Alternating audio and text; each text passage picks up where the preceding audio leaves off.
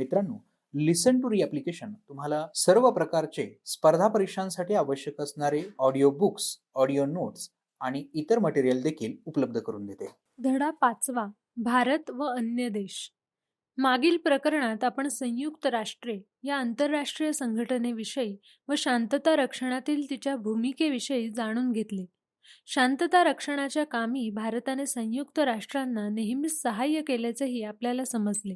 प्रस्तुत प्रकरणात आपण भारत आणि शेजारी राष्ट्रे यांचा संबंधांचा चिकित्सक आढावा घेणार आहोत. भारतापासून दूर असणाऱ्या काही देशांशी भारताचे कशा प्रकारे संबंध आहेत हेही आपल्याला समजून घ्यायचे आहे. भारत आणि शेजारी राष्ट्रे. भौगोलिक आणि राजकीय दृष्ट्या भारताचे आशिया खंडात महत्त्वाचे स्थान आहे. भारताच्या शेजारी राष्ट्रांमध्ये अफगाणिस्तान, पाकिस्तान, श्रीलंका, बांगलादेश, म्यानमार, नेपाळ, भूटान, चीन, मालदीव यांचा समावेश होतो. समानता, परस्पर आदर या मूल्यांना भारताच्या परराष्ट्र धोरणात महत्त्व आहे. या मूल्यांना अनुसरूनच भारताने शेजारी राष्ट्रांशी संबंध प्रस्थापित केले आहेत. भारतीय उपखंडात भारत हा आकाराने सर्वात मोठा देश आहे. तसेच आर्थिक आणि तंत्रज्ञानाच्या दृष्टीने देखील भारत अधिक विकसित आहे. त्यामुळे दक्षिण आशियाई राष्ट्रांमध्ये भारताचा प्रभाव असणे स्वाभाविकच आहे. भारत आणि पाकिस्तान. 1947 मध्ये भारताची फाळणी होऊन भारत आणि पाकिस्तान हे दोन स्वतंत्र देश निर्माण झाले. भारत पाकिस्तान या दोन्ही देशांच्या संबंधांवर 3 समस्यांचा प्रभाव आहे. दोन्ही राष्ट्रांच्या जागतिक दृष्टिकोनातील फरक, काश्मीर समस्या, अण्वस्त्रविषयक संघर्ष. भारत आणि पाकिस्तान या दोन्ही राष्ट्रांचे जगाकडे पाहण्याचे दृष्टिकोन वेगळे आहेत. भारतीय जागतिक दृष्टिकोनानुसार भारताने शीतकालीन लष्करी संघटनांना विरोध केला आणि भारत-पाकिस्तान संघर्ष द्विपक्षीय म्हणजेच आपापसात सोडवण्याचा प्रयत्न केला. 1972 साली करण्यात आलेला सिमला करार या तत्वावर आधारलेला होता. याउलट पाकिस्तानने इस्लामी जगताशी आणि चीनशी संबंध राखण्याचा प्रयत्न करून अमेरिकेच्या लष्करी संघटनेत प्रवेश केला. पाकिस्तानला भारताशी संबंध प्रस्थापित करण्याबाबत काश्मीर हा सर्वात महत्त्वाचा प्रश्न वाटतो. पहिले भारत-पाकिस्तान युद्ध काश्मीर प्रश्नावरून 1965 मध्ये झाले. दोन्ही देशातील संघर्ष सोडवण्यासाठी 1966 मध्ये ताशकंद करार झाला, परंतु त्यातून काही साध्य झाले नाही. 1971चे युद्ध हे जरी बांगलादेशाच्या निर्मितीसंबंधी असले तरी त्यासही काश्मीर प्रश्नांची बाजू होती. 1972 मधील सिमला कराराने भारत आणि पाकिस्तान यांच्यातील परस्पर देवाणघेवाणीसाठी एक नवा आराखडा तयार केला. 1999 मध्ये भारत आणि पाकिस्तान यांच्यात कारगिल क्षेत्रातील पाकिस्तानने केलेल्या घुसखोरीमुळे पुन्हा संघर्ष निर्माण झाला. आजही काश्मीर हेच दोन्ही देशातील संघर्षांचे कारण आहे. संघर्षांचे स्वरूप मात्र बदललेले आहे आणि संघर्षांच्या या नव्या प्रकाराचे वर्णन दहशतवादी समस्या असे करता येईल. भारत आणि पाकिस्तान या दोन्ही देशांनी 1998 मध्ये अणुचाचण्या केल्या आणि त्यामुळे या क्षेत्रात शांतता व सुरक्षिततेसंबंधी नव्या चिंता निर्माण झाल्या आहेत. या दोन्ही देशात आण्विक संघर्ष होऊ नये असे अनेक राष्ट्रांना वाटते. भारत-पाकिस्तान या संबंधातील आणखी एक समस्या म्हणजे सर क्रिक क्षेत्रातील सीमेविषयीचा वाद होय. दोन्ही देशांनी परस्परांमध्ये संवाद साधण्याचे प्रयत्न केले आहेत, परंतु पाकिस्तान ज्या प्रकारे भारताच्या विरोधात दहशतवाद्यांना पाठिंबा देत आहे आणि दहशतवादी कारवाया घडवून आणत आहे ते पाहता संवादाचे सर्व प्रयत्न अयशस्वी ठरत आहेत. भारत आणि चीन. भारत आणि चीन यांच्यातील संघर्ष 2 प्रश्नांशी निगडीत आहे. एक म्हणजे सीमा प्रश्न आणि दुसरा तिबेटचा दर्जा.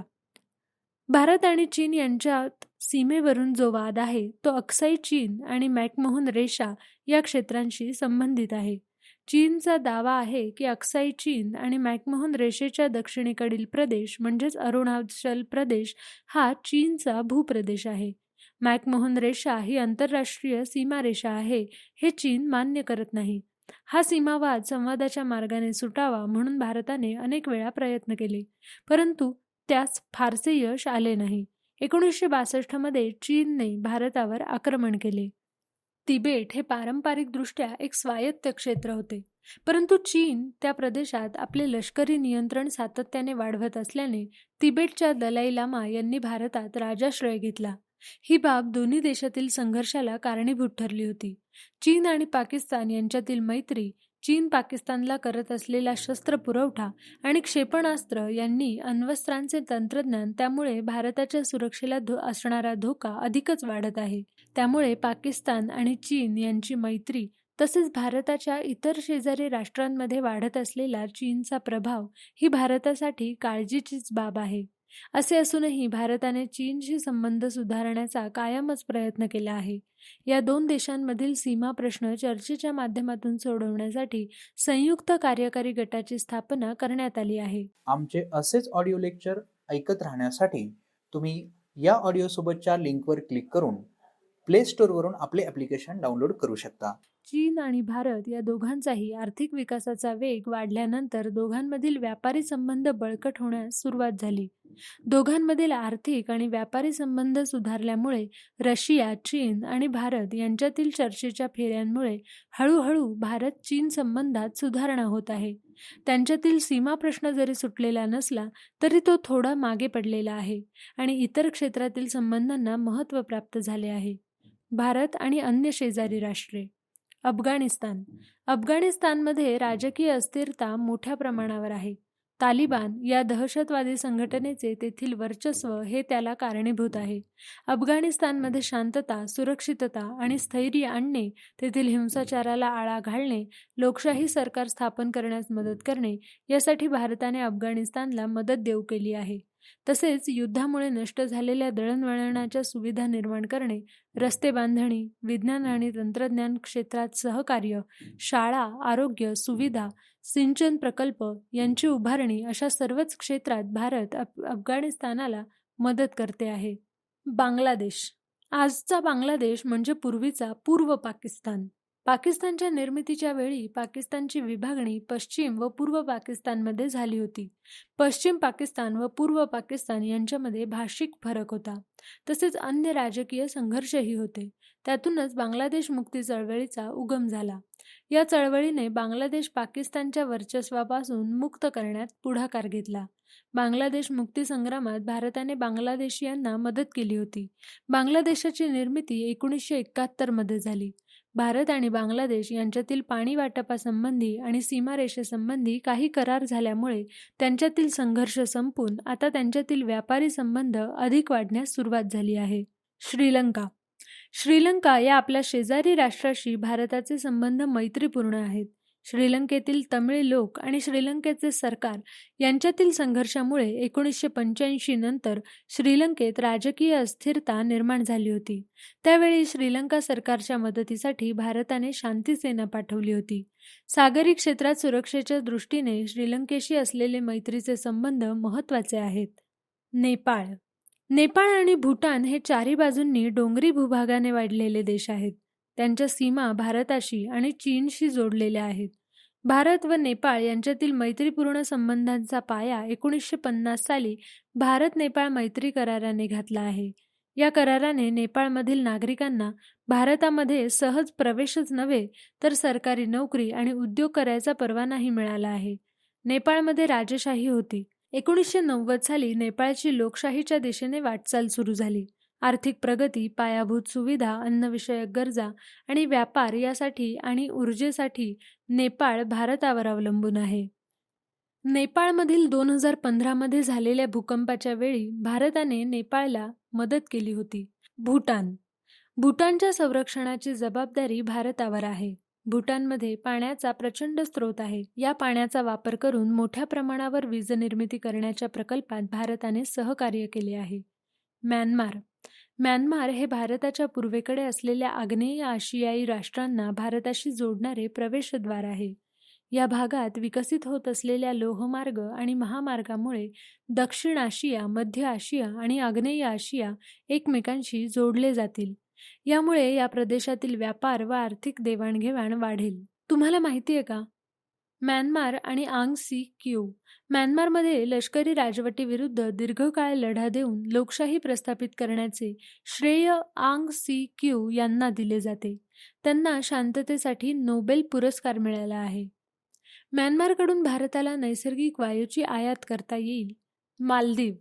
भारत आणि मालदीव यांच्यातील संबंध सुरुवातीपासूनच मैत्रीपूर्ण आहेत. भारताच्या दक्षिणेला असणारे हे छोटे राष्ट्र अनेक कारणांसाठी भारतावर अवलंबून आहे. 1981 पासून या दोन राष्ट्रांनी व्यापारी संबंध प्रस्थापित केले आहेत. पायाभूत क्षेत्राचा विकास, आरोग्य, दळणवळण अशा क्षेत्रांमध्ये भारताने मालदीवला मोठ्या प्रमाणावर आर्थिक मदत केली आहे. 2006 नंतर त्यांच्यामध्ये संरक्षण क्षेत्रातही सहकार्याला सुरुवात झाली आहे.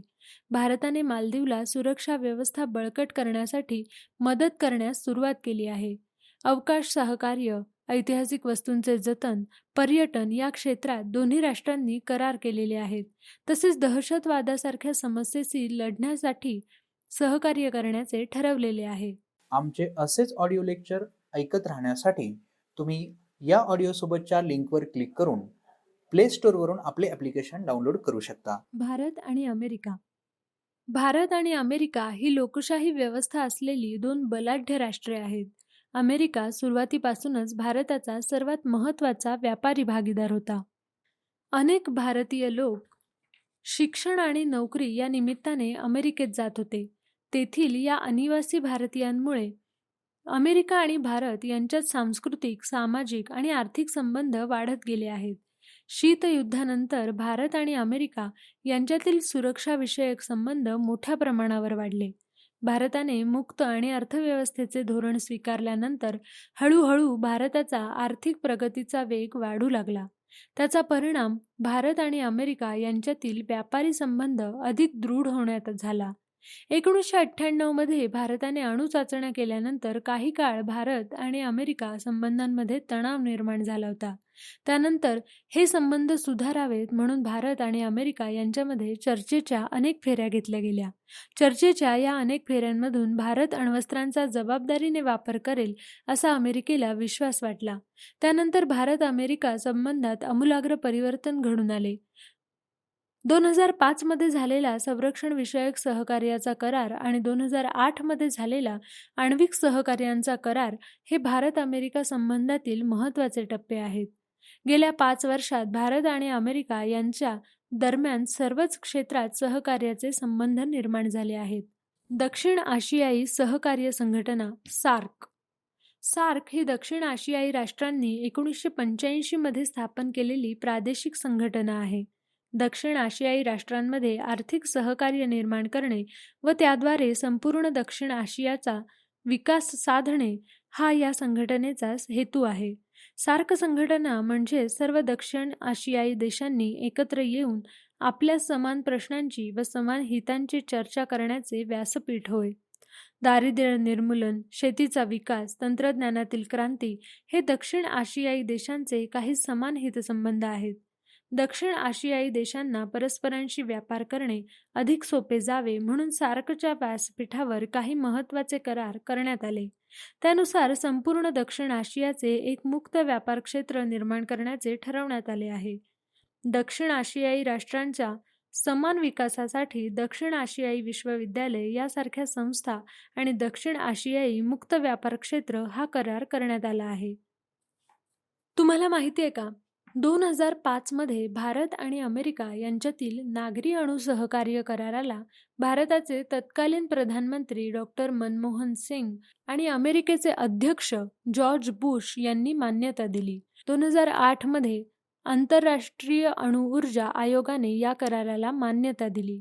या करारामुळे भारताला इतर देशांकडून आण्विक तंत्रज्ञान मिळणे शक्य झाले. भारत आणि रशिया. भारत आणि सोव्हिएत युनियन आणि आत्ताचा रशिया यांच्यात सुरुवातीपासूनच मैत्रीचे संबंध होते.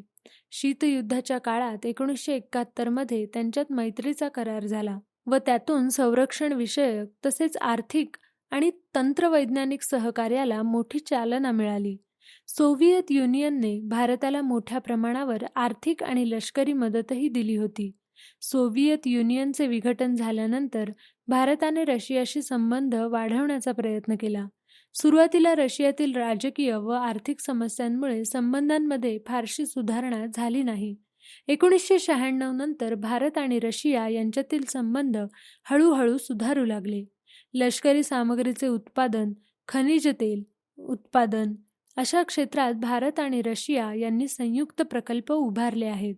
आमचे असेच ऑडिओ लेक्चर ऐकत राहण्यासाठी तुम्ही या ऑडिओसोबतच्या लिंकवर क्लिक करून प्ले स्टोअरवरून आपले ॲप्लिकेशन डाउनलोड करू शकता. भारत आणि युरोपीय राष्ट्र. युरोपीय राष्ट्रे आणि भारत यांच्यामध्ये व्यापारी संबंध आहेत. प्रामुख्याने जर्मनी आणि फ्रान्स ही राष्ट्रे भारतात तंत्रज्ञान क्षेत्रात मोठ्या प्रमाणावर गुंतवणूक करतात. याशिवाय भारताला शस्त्रास्त्र निर्मितीचे तंत्रज्ञान देखील युरोपीय राष्ट्रांकडून मिळते. तर अभियांत्रिकी आणि माहिती तंत्रज्ञान या क्षेत्रात भारत मोठा निर्यातदार देश आहे. खुल्या व्यापारावर भर हे दोघांचेही प्रमुख उद्दिष्ट आहे. या व्यतिरिक्त भारत आणि युरोपियन राष्ट्रे इतर अनेक बाबतीत सहकार्याची भूमिका घेत आहेत. हवामान बदल, स्वच्छ ऊर्जा, संरक्षण उत्पादन, सायबर सुरक्षा, संशोधन, रेल्वे व्यवस्थापन, आपत्ती व्यवस्थापन, हवाई सुरक्षा, दहशतवाद या संदर्भात अनेक करार करण्यात आले आहेत. भारताच्या विकासाच्या दृष्टीने हे सहकार्य अत्यंत महत्त्वाचे आहे. भारत आणि आफ्रिका खंड. भारत आणि आफ्रिका खंड यांच्यातील सहकार्यासाठी भारताने जाणीवपूर्वक पावले उचलली आहेत. आफ्रिकेशी जवळचे संबंध असणे दोघांच्याही दृष्टीने फायद्याचे ठरणारे आहे. आफ्रिकेतील अनेक देश वेगाने आर्थिक प्रगती करत आहेत. आफ्रिकेत तरुण वर्गाचा सर्वांगीण विकास होण्यासाठी मदत करण्याची तयारी भारताने दाखवली आहे. शिक्षण, कौशल्ये, आरोग्य, विज्ञान व तंत्रज्ञान, शेती, पर्यटन अशा सगळ्याच क्षेत्रात विकास होण्यासाठी भारताने आर्थिक सहाय्य करण्याची, अनुदान देण्याची तयारी दाखवली आहे. तर भारताची ऊर्जेची गरज आफ्रिकेतील ऊर्जासंपन्न देश इजिप्त, नायजेरिया, अंगोला, सुदान भागवू शकतात. आफ्रिकेबरोबर व्यापार वाढवण्यासाठी भारत प्रयत्नशील आहे. 2015 झालेल्या भारत आणि आफ्रिका शिखर परिषदेला आफ्रिकेतील सर्व 54 राष्ट्रांचे प्रतिनिधी उपस्थित होते. या परिषदेत अनेक जागतिक प्रश्नांवर चर्चा केली. उदाहरणार्थ हवामान बदल, दहशतवाद, सागरी चाचेगिरी इत्यादी. भारत आणि इंडो पॅसिफिक. इंडो पॅसिफिक क्षेत्रात प्रामुख्याने जपान, ऑस्ट्रेलिया, न्यूझीलंड आणि आग्नेय आशियाई राष्ट्रे यांचा समावेश होता. या सर्वच राष्ट्रांची भारताचे घनिष्ठ आर्थिक व व्यापारी संबंध आहेत. तेथील अनेक कंपन्यांनी भारतात गुंतवणूक केली आहे. भारत आणि ऑस्ट्रेलिया यांच्या सामाजिक सुरक्षा, गुन्हेगारांचे हस्तांतरण, अंमली पदार्थ तस्करी विरोधातील मोहीम, पर्यटन, कला संस्कृती या क्षेत्रात विविध करार करण्यात आले आहेत. तर पायाभूत सुविधा, आर्थिक सहकार्य, संरक्षण, माहिती तंत्रज्ञान, अणुऊर्जा, रेल्वे अशा अनेक क्षेत्रातील विकासासाठी जपान भारताला सहकार्य करतो. भारताला सागरी क्षेत्राच्या विकासासाठी आणि सुरक्षेसाठी आर्थिक आणि तांत्रिक मदत देण्याचे जपानने मान्य केले आहे. दोन्ही देशांच्या तटरक्षक दल आणि नौदलांमध्ये संयुक्त सराव होत आहेत. भारत आणि आग्नेय Asia. Indonesia, Malaysia, Singapore, Philippines, Thailand, Myanmar, Vietnam, Laos, Cambodia आणि ब्रुनेई या आग्नेय आशियातील राष्ट्रांशी भारताचे सुरुवातीपासूनचे सलोख्याचे संबंध आहेत.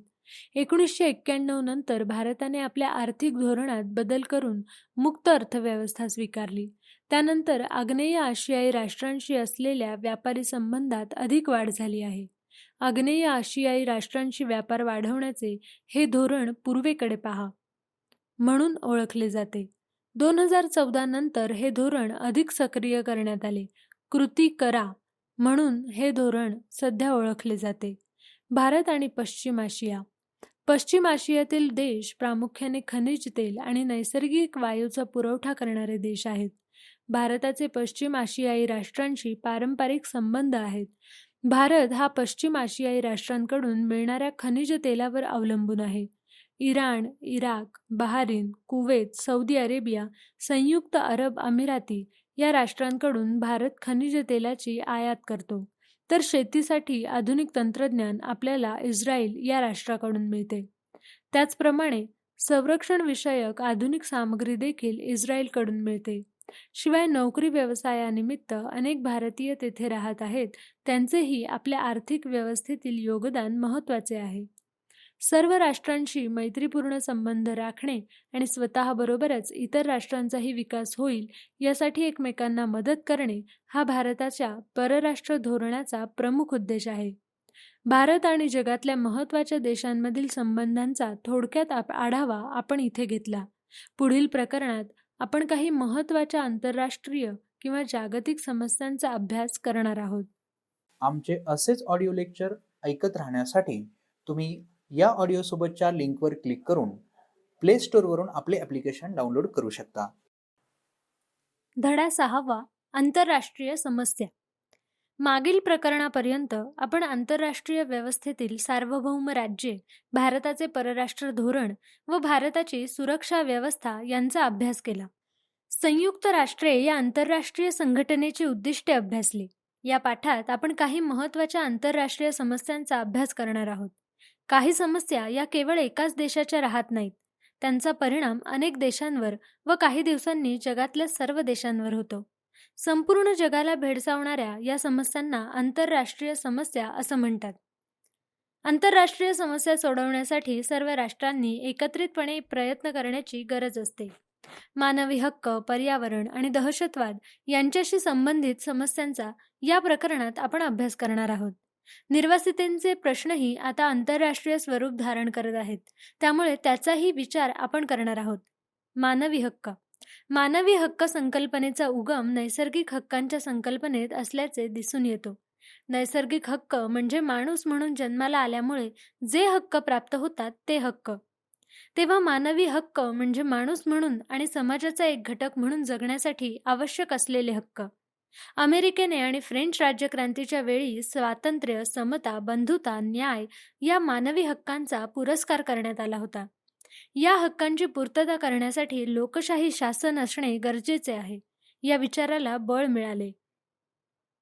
त्यानंतरच्या काळात युरोपमध्ये अनेक राष्ट्रांनी लोकशाही शासन पद्धतीचा आणि संविधानाचा स्वीकार केला. त्यामुळे शासनाच्या अधिकारावर मर्यादा आल्या. नागरिकांच्या हक्कांचे संरक्षण करणे ही शासनाची महत्त्वाची जबाबदारी मानली गेली. आंतरराष्ट्रीय व्यवहारात मानवी हक्क या संकल्पनेचा उदय. संयुक्त राष्ट्रांची स्थापना झाल्यानंतर मानवी हक्कांचा वैश्विक जाहीरनामा तयार करण्यात आला. 10 डिसेंबर 1948 मध्ये संयुक्त राष्ट्रांच्या आमसभेत हा जाहीरनामा बहुमताने मान्य करण्यात आला. त्यानंतर 1966 मध्ये नागरी आणि राजकीय हक्कांचा आंतरराष्ट्रीय करार आणि आर्थिक, सामाजिक व सांस्कृतिक हक्कांचा करार या 2 करारांना संयुक्त राष्ट्रांच्या आमसभेने मान्यता दिली. हे 2 करार आंतरराष्ट्रीय कायद्याचा भाग आहेत. या करारांचे पालन करणे सदस्य राष्ट्रांसाठी बंधनकारक आहेत. मानवी हक्कांमध्ये जीविताचा हक्क, अन्न, वस्त्र, निवारा, शिक्षण आणि आरोग्य या प्रमुख हक्कांचा समावेश होतो. हे हक्क सर्वांना प्राप्त होतील हे बघणे ही राज्याची जबाबदारी असते. शीतयुद्धाच्या काळात मानवी हक्कांचा प्रश्न संयुक्त राष्ट्रांच्या आमसभेत अनेक वेळा मांडला गेला. आफ्रिकेतील वर्णदोष हा मानवी हक्कांच्या विरोधी आहे आणि म्हणूनच वर्णद्वेषी राजवटीवर बहिष्कार घालणे हा निर्णय घेण्यात आला. वसाहतींना स्वातंत्र्य, लोकशाही व्यवस्थेचा आग्रह ही त्याचीच काही उदाहरणे सांगता येतील. आधुनिक काळात वांशिक संघर्ष, सीमावाद, दहशतवाद अशा समस्यांमुळे मानवी हक्कांना मोठ्या प्रमाणावर बाधा पोहोचते आहे.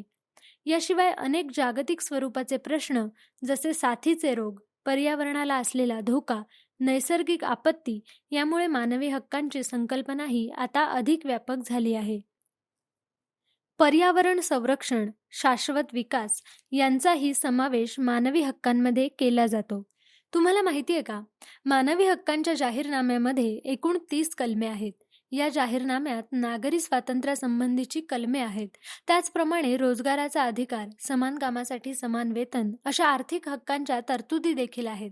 सर्व सदस्य राष्ट्रांनी आपल्या नागरिकांना मानवी हक्क द्यावेत हे अपेक्षित आहे. मानवी हक्कांच्या जाहीरनाम्याप्रमाणेच बालकांच्या हक्कांचा जाहीरनामा 20 नोव्हेंबर 1959 रोजी प्रस्तुत करण्यात आला. मानवी हक्क आणि भारत. भारतीय संविधानात मानवी हक्कांना मूलभूत हक्काचे स्थान देण्यात आले आहे. संविधानातील मूलभूत हक्कांबरोबरच दुर्बल घटक, स्त्रिया, अल्पसंख्य यांच्या संरक्षणाची जबाबदारी शासनावर आहे. 1993 मध्ये मानवी हक्क संरक्षण कायदा करण्यात आला. या कायद्याअंतर्गत राष्ट्रीय मानवी हक्क आयोग व राज्य मानवी हक्क आयोग स्थापन करण्यात आले आहेत. मानवी हक्कांचे उल्लंघन झाल्यास त्या संबंधात तक्रारींची दखल घेणे आणि त्याबाबत योग्य कारवाई करणे ही मानवी हक्क आयोगाची जबाबदारी आहे.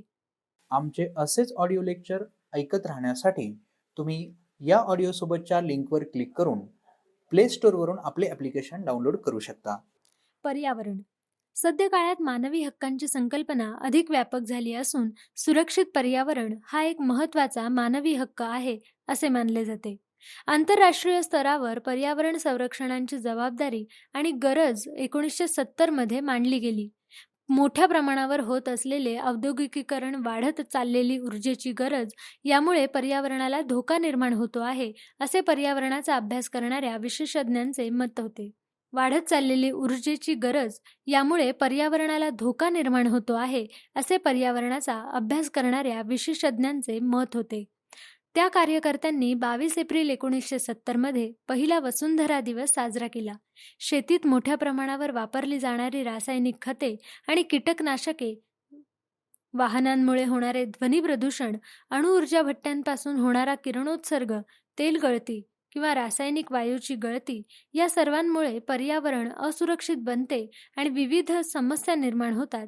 या जाणीवेतून पर्यावरण सुरक्षा हा प्रश्न आंतरराष्ट्रीय स्तरावर चर्चेला जाऊ लागला.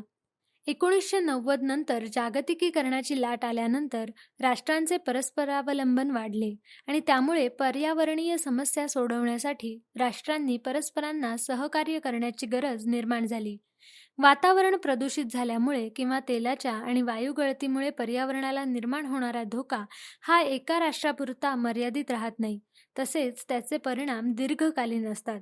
त्यामुळे या परिणामांवर उपाययोजना करण्यासाठी राष्ट्रांना एकत्र येऊन सहमतीने व सहकार्याने वागणे गरजेचे ठरते. वनस्पती व प्राणी यांच्या प्रजाती नष्ट होणे, मातीचा कस कमी होणे, पाण्याची टंचाई, पावसाचे प्रमाण कमी जास्त होणे, तापमानात वाढ, नद्या तलाव आटणे, नद्या व समुद्राचे प्रदूषण, नवीन रोगांची निर्मिती, आम्लपर्जन्य, ओझोन थराचे विरळ होणे हे पर्यावरण ऱ्हासाचे दृश्य परिणाम आहेत. यापैकी काही परिणाम हे विशिष्ट राष्ट्रांपुरते मर्यादित असले तरी त्यांच्या दीर्घकालीन परिणामांमुळे त्या प्रश्नांना जागतिक स्वरूप प्राप्त होते, तर काही प्रश्न मुळातच जागतिक स्वरूपाचे असतात. स्टॉकहोम ते पॅरिस परिषद. आंतरराष्ट्रीय स्तरावरील पर्यावरण विषयक तत्कालीन आणि दीर्घकालीन समस्यांविषयी चर्चा करण्यासाठी व त्यांच्यावर उपाय शोधण्यासाठी स्टॉकहोम येथे 5 ते 16 जून 1972 या कालावधीत संयुक्त राष्ट्रांची मानवी पर्यावरण विषयक परिषद भरवली गेली. या परिषदेमध्ये प्रदूषणावर मात करण्यासाठी सहकार्य करणे ही सर्व राष्ट्रांची जबाबदारी आहे यावर भर देण्यात आला. विकसित देश पर्यावरण ऱ्हासास अधिक प्रमाणात कारणीभूत आहेत आणि तो ऱ्हास थांबवण्यासाठी जबाबदारी त्यांनी घ्यावी अशी भूमिका विकसनशील राष्ट्रांनी घेतली. आजही विकसनशील राष्ट्रे हीच भूमिका मांडतात. या परिषदेत पर्यावरणासाठी काम करणाऱ्या बिगर शासकीय संस्था उपस्थित होत्या. हे या परिषदेचे आणखी एक वैशिष्ट्य होय. या परिषदेत जागतिक सामायिक संपत्तीच्या रक्षणाचा मुद्दा मांडला गेला. या साधनांच्या जतनाची जबाबदारी सर्व राष्ट्रांची आहे यावर एकमत झाले. या परिषदेनंतरच संयुक्त राष्ट्रांनी संयुक्त राष्ट्रे पर्यावरण कार्यक्रम निर्माण केला. या परिषदेनंतर अनेक आंतरराष्ट्रीय पर्यावरणविषयक करार झाले. पर्यावरण संरक्षणासंबंधी नियम तयार झाले. आंतरराष्ट्रीय तसेच राष्ट्रीय स्तरावर पर्यावरण विषयक चळवळी मोठ्या प्रमाणात सुरू झाल्या आणि पर्यावरण विषयक आंतरराष्ट्रीय परिषदांमध्ये निर्णय प्रक्रियेतील बिगर शासकीय संघटनांचा सहभाग वाढला. याचा पुढचा टप्पा म्हणजे 1992 मध्ये झालेली रिओ येथील पर्यावरण परिषद. या परिषदेत शाश्वत विकास या संकल्पनेवर भर देण्यात आला. जैविक विविधता, हरितगृह वायूंमुळे होणारे वातावरणातील बदल, जंगलांचे रक्षण इत्यादी विषयांवर विविध करार करण्यात आले. 1997 मध्ये क्योटो येथे भरलेल्या परिषदेत विकसित देशांना हवामान बदल रोखण्यासाठी मापदंड आखून दिले गेले. ते मापदंड 15 वर्षांसाठी लागू होते. त्यानंतर नोव्हेंबर 2015 मध्ये पॅरिस येथे हवामान बदल या विषयावर परिषद भरवली गेली. सर्व राष्ट्रांनी हवामान बदल रोखण्यासाठी व तापमान वाढ रोखण्यासाठी परस्पर सहकार्याने प्रयत्न करावेत व विकसनशील देशांना त्यासाठी लागणारे तंत्रज्ञान मिळवण्यास विकसित देशांनी मदत करावी, असे आवाहन या परिषदेत करण्यात आले. तुम्हाला माहिती आहे का, महासागर, खोल समुद्रतळ, वातावरण, बाह्य अवकाश, जनुकीय साधन संपत्ती यांचा समावेश जागतिक साधन संपत्तीमध्ये होतो. ही संपत्ती जगातील सर्व राष्ट्रांची असल्यामुळे सर्व राष्ट्रांनी तिची देखभाल करणे गरजेचे आहे. आमचे असेच ऑडिओ लेक्चर ऐकत राहण्यासाठी तुम्ही या ऑडिओसोबतच्या लिंकवर क्लिक करून प्ले स्टोअरवरून आपले ॲप्लिकेशन डाउनलोड करू शकता. दहशतवाद ही आजच्या काळातील एक मोठी समस्या आहे. जगातील अनेक राष्ट्रांना या समस्येला तोंड द्यावे लागत आहे. जगातील कोणतेही राष्ट्र केवळ स्वबळावर दहशतवादाचा सामना करण्यास असमर्थ आहे. म्हणूनच दहशतवाद ही जागतिक समस्या मानली आहे. दहशतवाद म्हणजे काय? राजकीय उद्दिष्टे साध्य करण्यासाठी सर्वसामान्य आणि निरपराध नागरिक व्यवस्थेच्या विरोधात हिंसेचा वापर करणे किंवा तशी धमकी देणे आणि त्यायोगे समाजामध्ये भीती आणि दहशत पसरवणे याला दहशतवाद असे म्हणतात. दहशतवाद ही संघटित आणि नियोजनबद्ध पद्धतीने केलेली हिंसा होय. दहशतवादाचा आंतरराष्ट्रीय राजकारणावर दूरगामी परिणाम झाला आहे. गेल्या 2 दशकात विविध राष्ट्रांमध्ये दहशतवादी संघर्ष तीव्र झालेला दिसतो. दहशतवादी संघर्ष हे पारंपरिक युद्धापेक्षा वेगळे असतात. पारंपरिक युद्धे हा 2 किंवा अधिक सार्वभौम राष्ट्रांमधला संघर्ष असतो. अशा युद्धांमध्ये प्रामुख्याने राष्ट्रांच्या भौगोलिक सीमांच्या सुरक्षेला महत्त्व असते, म्हणजेच राष्ट्रीय सुरक्षा भौगोलिक सीमांशी निगडीत असते. तर दहशतवादी गट जगाच्या कोणत्याही कोपऱ्यातून कुठल्याही ठिकाणी हिंसाचार घडवू शकतात. दहशतवादी हल्ल्यांचा उद्देश भौगोलिक सीमांना धोका पोहोचवणे हा नसून देशातील राजवटीला आव्हान देणे किंवा शासनाचे अस्तित्व नाकारणे हा असतो. म्हणजेच वाढत्या दहशतवादामुळे देशाच्या बाह्य सुरक्षेबरोबरच अंतर्गत सुरक्षेलाही धोका निर्माण होतो. दहशतवादाला आळा घालण्यासाठी विविध राष्ट्रांच्या सुरक्षा यंत्रणांनी परस्पर सहकार्याने काम करणे आवश्यक झाले आहे. निर्वासितांचे प्रश्न. ज्या व्यक्तींना अनिच्छेने किंवा जबाबदारीने आपली मातृभूमी सोडून जावी लागते व आश्रय मिळवण्याकरता किंवा सुरक्षिततेसाठी दुसऱ्या राष्ट्रात जाणे भाग पडते, अशा लोकांना निर्वासित असे म्हटले आहे.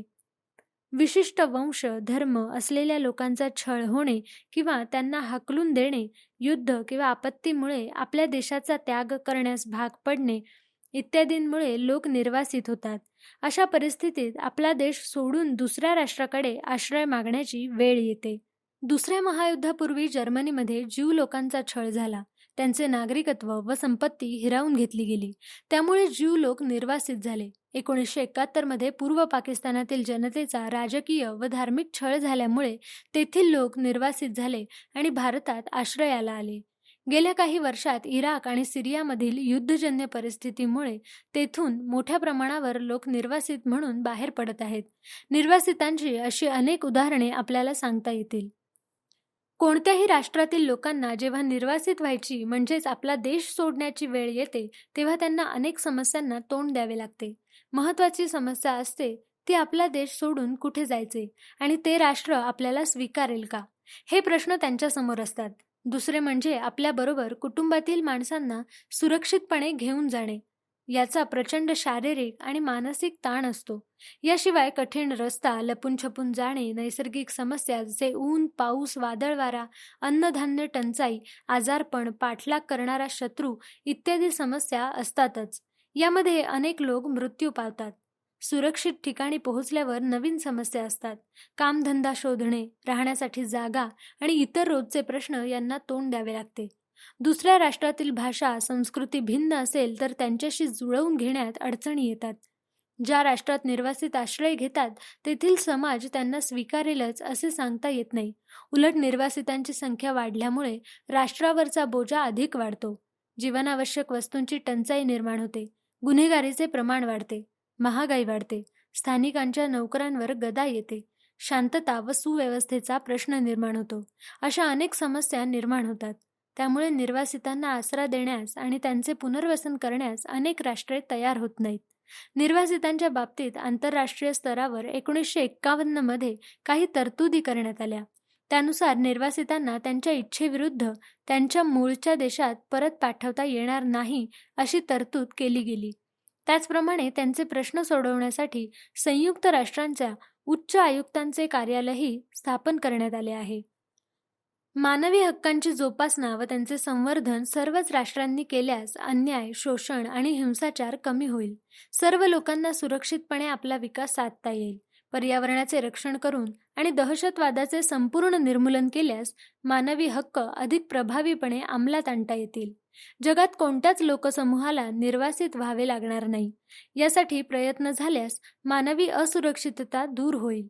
यासाठी सर्व राष्ट्रांनी एकत्र येणे, आपल्यातील सहकार्य वाढवणे, ठोस कृती करणे व प्रत्यक्षात बदल घडवून आणणे इत्यादी प्रयत्न केले पाहिजेत.